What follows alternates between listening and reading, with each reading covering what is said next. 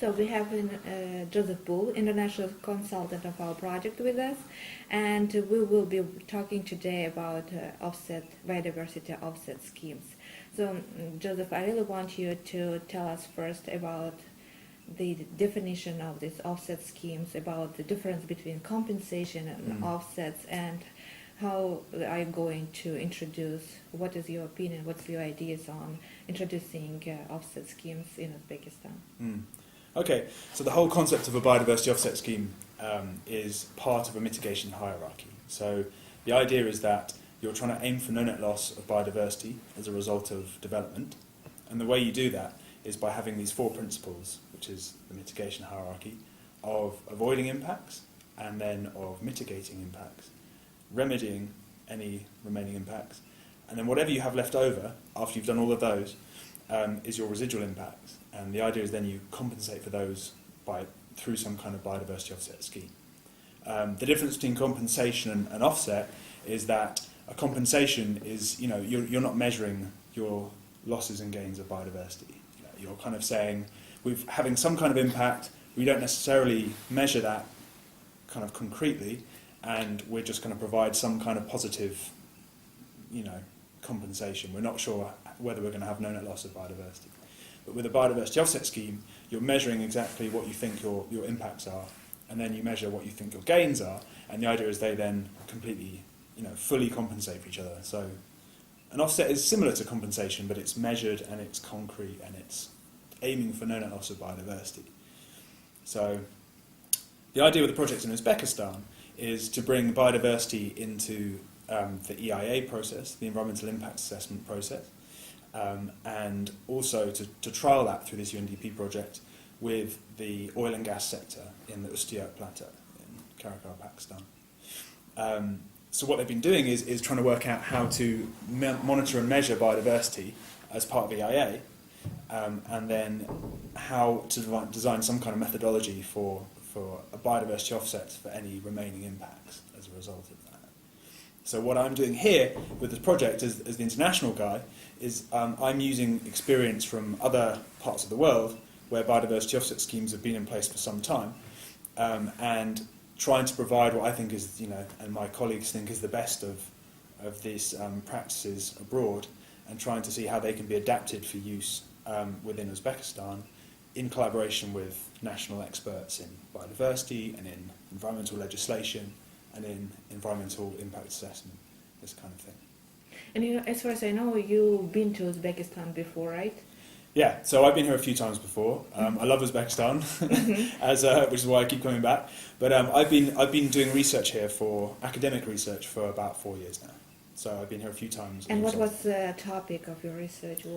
Well, the topic of my research is biodiversity offsetting. So I'm focused on seeing how biodiversity offsets can work, not just in Uzbekistan in general, where they can work and how they can be designed most effectively to achieve no net loss.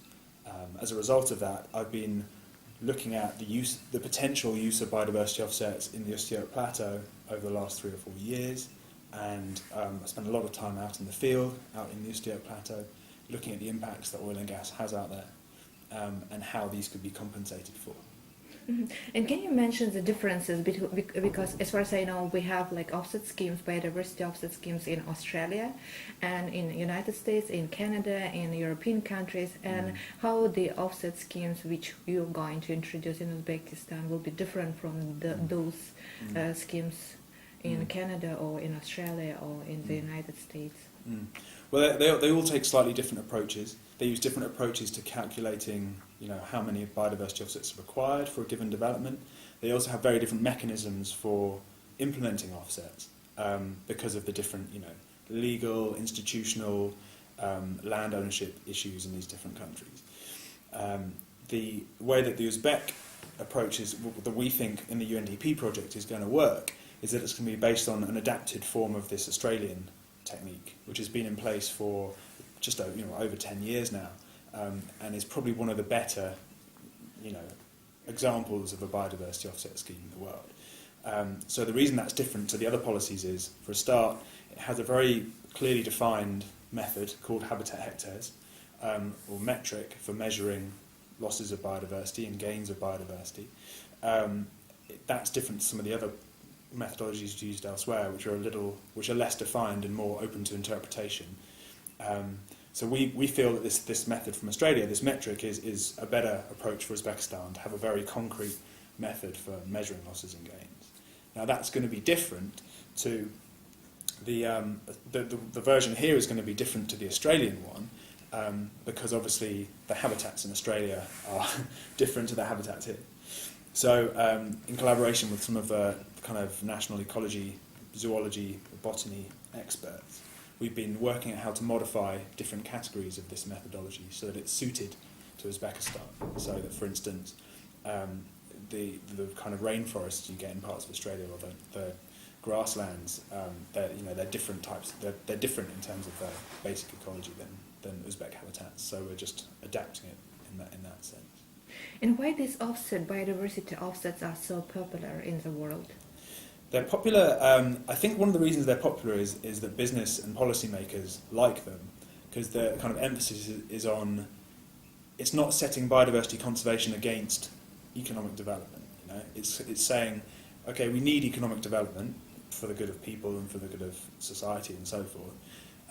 We also want biodiversity conservation, and it's a way of trying to make the two work in parallel, which is obviously not easy to do, but it's not necessarily the case that you can't have development and have, extensive biodiversity conservation as well. I think there's also a feeling that it's quite a transparent approach, because, as I said at the start, you need to measure your losses and gains. It's all about trying to achieve no net loss, and demonstrating no net loss of biodiversity means that you have to have some kind of transparent approach and quantified approach, and I think policymakers like that. I think companies like it because it's quite a concrete means for managing their impacts, and for them maybe there's an element of reducing risk and uncertainty. If they can see a transparent and clear methodology for doing something, then obviously they then know that that's going to be lower risk and lower uncertainty. But also it's nice because this whole principle, which underlies the whole thing, of no net loss of biodiversity, is just an appealing principle. In the world, we're still losing biodiversity globally very quickly, as has been assessed. For instance, in the Millennium Ecosystem Assessment, and since then, we know that we're losing it. We know that as a result, we're losing the services provided by ecosystems and biodiversity to society. So this kind of principle of no net loss is important. It's important for the world. It's important for countries who want to manage who want to retain their natural capital and want to retain their biodiversity and ecosystem services. And so, as a principle, it's very appealing, I think. Mm-hmm. This sounds really wonderful. And just the last question of mine is about the difference between regulatory and voluntary approach to biodiversity offsetting. What's the difference between these two approaches? And which one do you think will work in Uzbekistan better, and why? Mm-hmm. So they're often split into these two categories of kind of regulatory, voluntary. The regulatory approaches, it kind of means when you have some kind of national or regional policy created by, say, the local regulator or the government or whoever, and that requires certain developments, to always have full compensation or no net loss.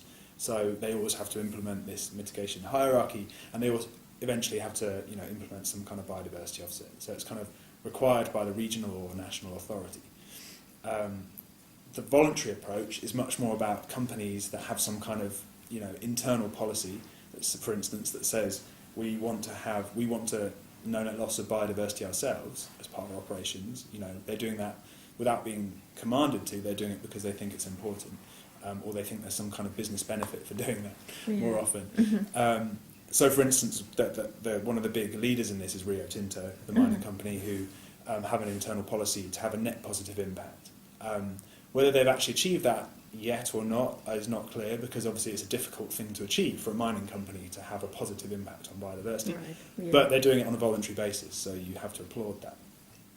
There's also this kind of blurred line, this kind of grey area between voluntary and regulatory, I think, which is where you have lender requirements. So when you have, for instance, one of the investment banks, or development banks, or you have the IFC funding or co-financing projects, they very often have these kind of set of performance standards or policies or guidance that the projects they finance have to adhere to. So it's not regulatory, but it's kind of required by the lending institutions. And they say, you need to, we want to see no net loss of biodiversity as part of these projects. So this is relevant, obviously, for Uzbekistan, because some of the projects, the oil and gas projects as well, funded here, are IFC funded, so need to demonstrate no net loss of biodiversity. In terms of what will work best here in Uzbekistan, in my opinion, it's always better if you have some kind of regulated system, because then there's a guarantee for anyone creating biodiversity compensation that eventually someone will need, they'll need to offset their activities, so that it's more of a guarantee that you'll have some kind of, you'll need to offset, basically.